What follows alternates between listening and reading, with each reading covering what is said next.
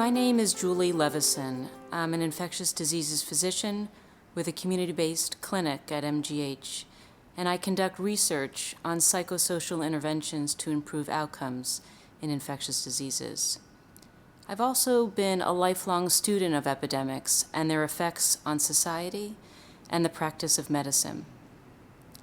Through history, we've seen that diseases whose causes are unknown or that present in new ways can cause anxiety and distress to patients, communities, and indeed healthcare providers.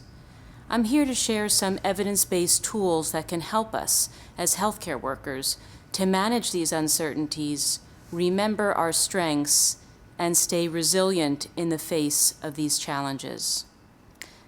The first tool is one we know well: making infection control a ritualized practice. Outcome data from prior outbreaks like SARS, MERS, and Ebola virus disease show that practices like hand hygiene, patient isolation, and use of personal protective equipment are effective and save lives even when a vaccine or treatment is not available. While these practices may feel routine, it is well worth taking a moment each time you perform them to be mindful that you are not only helping the patient in front of you, but also protecting yourself and numerous others. The second tool for managing an emerging infectious disease outbreak is recognizing that none of us is in this alone. This is even more challenging when we are physically or socially isolated. But again, we must remain actively mindful of our shared commitment to help one another in need.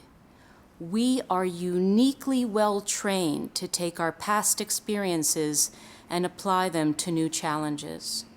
This unified purpose galvanizes us into an unbeatable force as a healthcare team.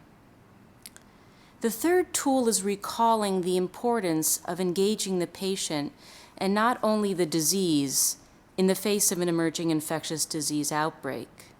We have studied the fundamental connection that patients form with their healthcare team. Even in the absence of a clear prognosis or treatment, our patients have described the importance of the consistent presence and engagement of their healthcare providers, and of being treated with dignity and listened to with empathy. In fact, maintaining clinical contact with patients, whether it is by voice or physical presence, emotionally sustains us as healthcare providers by reminding us of our mission.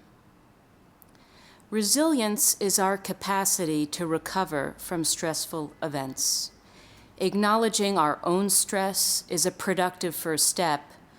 Practicing ways to diffuse it enables us to have the toughness to endure the long haul, as well as adhere to the best practices that our clinical mission asks of us.